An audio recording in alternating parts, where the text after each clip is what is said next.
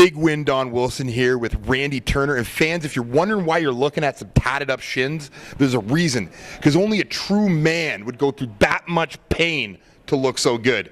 And that true man is Randy Turner, the 135-pound champion of Rec MMA. You just took out a top 10 Canadian, in Eric Perez. How do you feel? It feels great. It feels really good. I feel like each fight that I take, with the advice and direction from my coach and manager, Pat Cooligan, I just continue to get better and better, and I think tonight was a testament to that. Now, I definitely got to say, you're one of the best fighters at following the direction of your corner. Now, do you think that comes from your military heritage, like learning how to listen to direction? I think that probably has a lot to do with it, but it's also knowing Pat.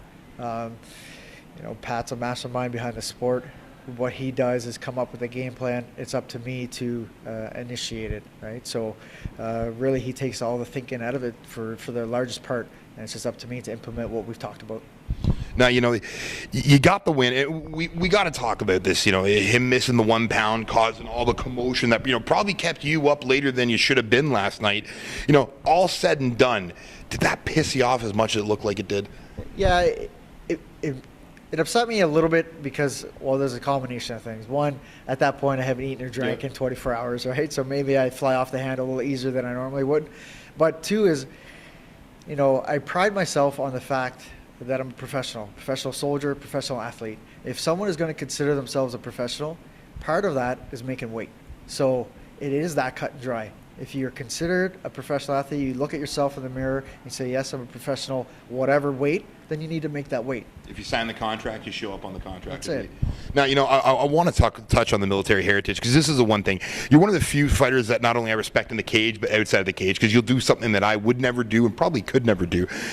How many tours has it been? 1 to Bosnia and 4 to Afghanistan. And shortest tour? 2 months. Longest tour? 7. Jesus Christ. I got to say, now, how does living that type of lifestyle help you become a better fighter? I think there's a lot of parallels.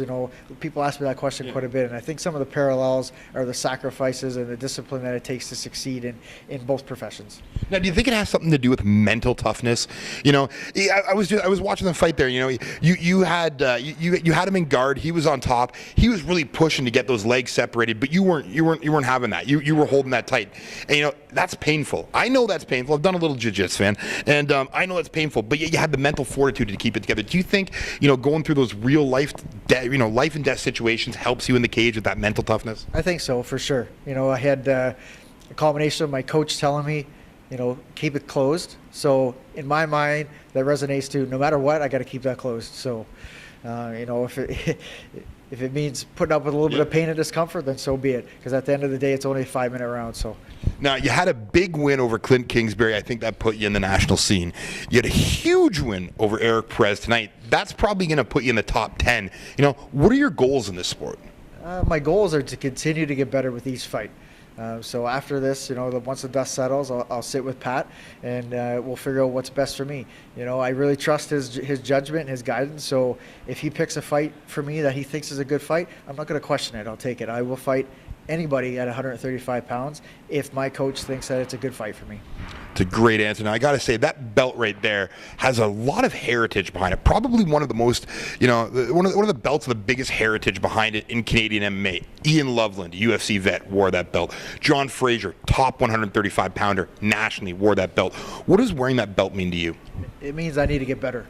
It means I need to improve all areas of my game, become more technical, and prove to anybody who is concerned or wondering, is he the real deal? Because as the fights continue and as I get better, I want to prove to people, yeah, I am the real deal. But in order to do that, I need to improve in all facets of the game. Now, do you think it was hard to win the belt, or do you think it's going to be harder to hold on to it? That's a good question. I'm sure there's challenges in both. Good answer. Now, Randy, before we let you go, family, friends, sponsors you want to give a shout out to? Absolutely. I got a lot of friends and family that flew in from as far as Halifax, Nova Scotia, and Winnipeg, Manitoba for this fight. My 2 brothers, my dad, my friends that I grew up with ever since I was just a wee boy. So all those guys, it means a lot. It means a lot for them to be here for this. My sponsors, of course, G&I Automotive here in Canada, Douglas Knives here in Ottawa, and Ascenta. Ascenta is a health food product from Halifax. So all those guys, I want to thank them for all the help and support. Once again, fans, big win, Don Wilson. Rex, new 135-pound champ. Relentless Randy Turner, top MMA news.